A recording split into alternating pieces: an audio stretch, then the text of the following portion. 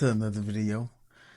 Today we're gonna be reacting to Doctor Who's Powers Explained, because someone in the comments suggests I should do some more research on them, which I was like, that's a good idea. But yeah, sorry it's been a long time since I uploaded. Been trying to get used to this new stream deck, or like you trying to find out how to work it. But I think I got the gist of it. See if these work. Yeah, But anyway, I've done enough talking. Let's get into the video. Oh yeah, it's made by CBR. So make sure you get them a watch, even though they got so many subscribers. I'm pretty sure y'all seen them before.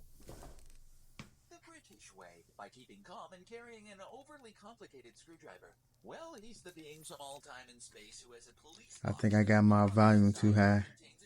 His voice is too high for my ears. Debuting all the way back in 1963, Doctor Who is the longest running science fiction show ever made. For context, imagine if they were still making episodes of My Favorite Martian. I actually watched that. It was back when you could still get Bill Bixby mad.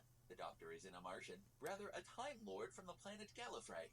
Let's get into what that actually means, shall we? Please.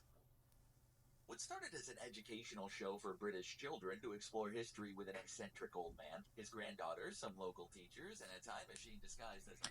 Oh yeah, when I was looking up for a video for Doctor Who, it shows a black Doctor Who. And how y'all feel about that? Because it's showing they got a lot of mixed reception or negative reception. For me, I'm like, that just seemed weird.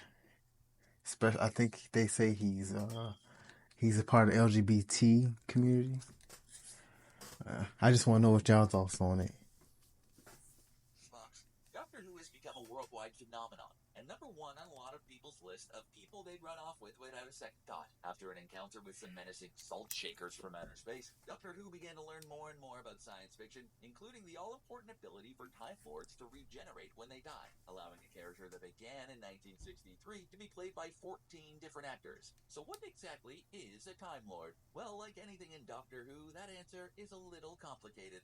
For the most part, a Time Lord is a Gallifreyan, an alien species who has gained dominion of space and time, and the Doctor is one of their most notorious members. The Gallifreyans gained the ability to travel through time, and with all of the humility they could muster, dubbed themselves Time Lords. The Doctor is a renegade Time Lord, and has used his special abilities and knowledge to help us Earthlings out. The source of the Doctor's abilities tend to come from one of these three categories: physiology, abilities acquired by the Gallifreyans, and abilities stemming from their dominion over time itself. Well, that all sounds bloody well complicated. Especially for someone like me. There's some indication that this is more or less a choice. Under the skin, however, is where things get more interesting. Gallifreyans have different sets of organs, most notably two hearts. This sort of doubling down on organs makes the Gallifreyans more robust when it comes to physical activities. This also gives the Doctor and fellow Gallifreyans a resistant to poisons and radiation. So sometimes that resistance is a few interesting, like a piece of celery once. Really, Cat? Chewing on plastic while I'm trying to make a video. On a lapel, or a strange collection of stuff lying around a kitchen. The Doctor also has an extra set of lungs that sort of act as a reserve tank to get them out of suffocating more than a few times. Regeneration, which we'll get to more in a bit, can also lend them some things that are just straight up superpowers. If you injure a Time Lord close enough to regenerate... God damn, they that powerful? They got two hearts, an extra lung. I'm just trying to comprehend that in like a human body. Where will all that go? Okay. Where would the extra lung go? Would it go sideways? Is it in the back? I need to stop trying to put common sense to I want to say fantasy type of things. Of course, doing that can really get complicated, as we'll see. There's a lot of advantages that come with all that robustness. It's hard to injure the Doctor in a meaningful way. The Doctor also has an impressive set of senses that don't work the way you'd expect. The Doctor has used their tongue to find out the composition of materials, as well as tasting or sometimes smelling to find out how old things are. Eyesight is enhanced as well. Even if some iterations decided to add glasses to their ensemble, all this is attached to a massive intellect that has grown thanks to the Gallifreyans' longevity, even without regeneration. The 11th Doctor, played by Matt Smith, lived anywhere from 400 to 600 years old. Damn. Taught by the Doctor's arch-Time Lord rival, the Master spun out the 10th Doctor's lifespan, which turned the Doctor into a frail little creature rather than die. There is some indication that the Gallifreyans weren't born that lucky, but rather they have guided their own development. What, you don't like my British accent? Come on. Of course, extra organs and a weirdly functional tongue aren't the only thing that they've given themselves. You don't get to be a Time Lord. Weirdly functional tongues. I bet they good with the ladies.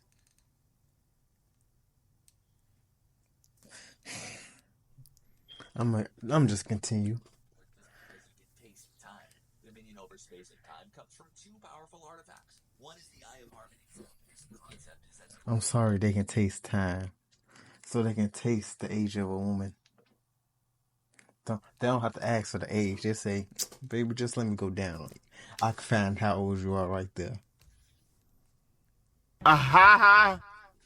a star in the moment before it collapsed, freezing it at the moment of singularity, providing not only a nearly unlimited amount of power, but time energy as well. The main Eye of Harmony is on Gallifrey, powering the city, but also providing a fixed constant point for the time machines of the Time Lords to orient themselves. The time machines are a whole set of abilities unto themselves. The Doctor travels in a TARDIS, or time and relative dimensions in space. The TARDIS is powered by a version of the Eye of Harmony that acts as the heart of the TARDIS, that allows it to not only travel through time, but also fit extra-dimensional space inside something that takes up much less space in the dimension it sits in, which is a fancy way of saying it's bigger on the inside. The Doctors look like a police box, because in order to facilitate just showing up on random planets, TARDISes are able to disguise themselves. But the Doctors got stuck on police box, and the Doctor's never been able or interested in fixing that. It's made it this far, it doesn't need that. I was gonna say, what a fucking police box supposed to be on a mountain? That don't make no sense.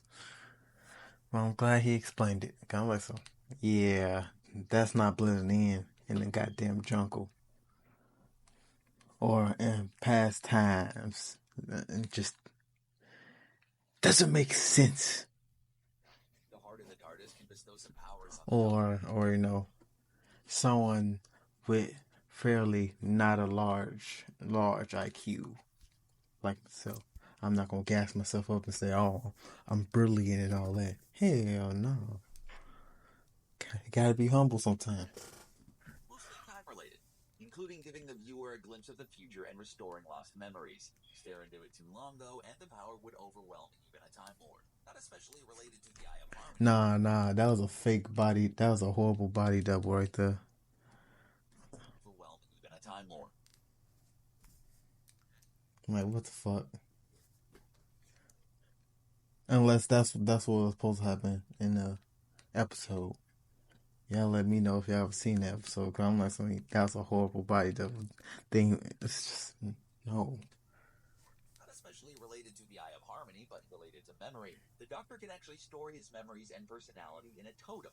For instance, a watch that allows the Doctor to hide out from enemies that might be looking for the Doctor on a psychic level. This also helps his rival, the Master, avoid detection at the end of the universe. There's another bit of time-space tomfoolery that makes traveling through all of time and space not to have to involve trying to get your mom to date your dad after her teenage self develops a crush on you when you travel through time. Back to the Future is really a weird movie when you get down to it. Being crazy old and in on how the universe began and end gives the Doctor a pretty broad range of knowledge as well, including the ability to understand animals and babies. Yes, babies. Turns out they name themselves, but eventually give up and go by whatever you've been calling them. I couldn't get anyone to call me Stormageddon either. In the process of becoming a Time Lord, young Gallifreyans are brought to the untempered schism.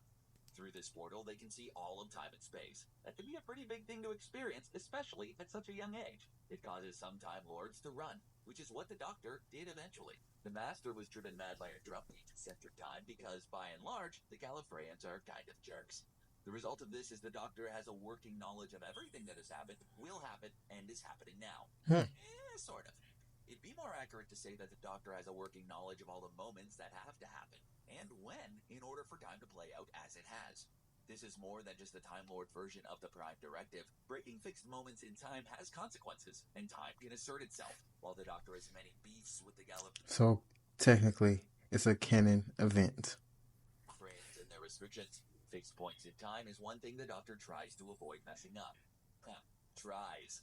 But the nature of being a time traveler, the Doctor has picked up essentially time particles that keep the Doctor from suffering some of the temporal effects of time travel, as well as the ability, with training, to either share moments or plant information with willing recipients. The standout power for the Doctor and other Gallifreyans is, of course, regeneration. What started off as a way to keep the series going after the original Dr. William Hartnell stepped down from the role, it was a mechanism to change the lead actor while maintaining the show with each actor adding their own take on the character. The basic rules of regeneration are this. Each Time Lord gets 12 regenerations, and a regeneration is triggered when the current body begins to die. Time Lords don't just start over with regeneration, but instead regenerate as fully grown people and can change genders in the process. Naturally, over the course of seasons, things have gotten a bit complicated. Most consistently, regeneration is a disorienting and unpleasant process, while some part of the Doctor or other Gallifreyan takes a role in choosing the next. That's how I feel when I nut right there. Just.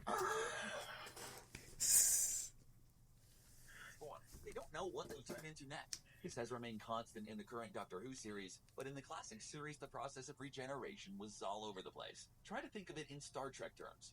At one point, Klingons were just people with bad spray tans, and we just kind of don't talk about that anymore. That doesn't mean that the process of regeneration is pleasant, but a little complicated. The Sisterhood of Karn can grant a Time Lord ability to tune their regeneration, which the Doctor did when he joined the war between Gallifrey and the Daleks. The Sisterhood of Karn lived on Gallifrey, but ultimately went to Karn with the sacred flame that produces the elixir of life that grants them the power to put their thumb on regeneration. Regeneration creates a unique energy, and what that energy can do keeps expanding.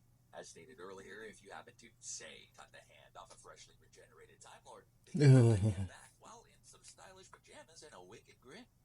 The Doctor kept that hand and was able to use regeneration energy off of that to fix himself up at one point, and even grew a second him that would have just one life, who went to live it with a companion that had been trapped in a different dimension. If you're thinking the powers are a confusing thing to get your head around, imagine the continuity of a character that travels in time and space for almost 60 years. There have been a lot of explanations about how the Time Lords got their ability to regenerate, and both why Time Lords only get 12 and why the Doctor has gotten more than 12. The latest explanation came as part of the blockbuster reveal at the very end of the latest episode and season, where it was revealed that the Doctor wasn't Gallifreyan at all, but the Timeless Child, a being that could regenerate infinitely, that the Gallifreyans came across and spliced out the ability to regenerate. Through a few more generations, the Doctor eventually forgot this, and started counting at Hartnell when he took off with his granddaughter. The 11th Doctor had to make an impassioned plea for a 13th incarnation, because there's an uncounted Doctor in the War Doctor. The War Doctor is what the Sisterhood of Karn helped the Doctor turn into, that was special to a particularly devastating war between Gallifrey and the Daleks. Turns out, not necessary. The Doctor can regenerate infinitely, as long as that Timeless Child power still exists. That's bloody well complicated, isn't it? Yeah, very. After almost 60 years of episodes, books, and radio programs, that's not all the Doctor has demonstrated as an ability, but that's a core understanding of the Time Lord with a soft spot from Earth, and we haven't even touched on his overly complicated screwdriver. If you're a Whovian, drop some of your Who knowledge about Time Lord and Doctor. God damn, you know what I'm saying? Shit. God damn. I see why Rick lost to him. Rick didn't stand a chance, but that's the end of this video. See you guys later. Deuces. Uh-oh.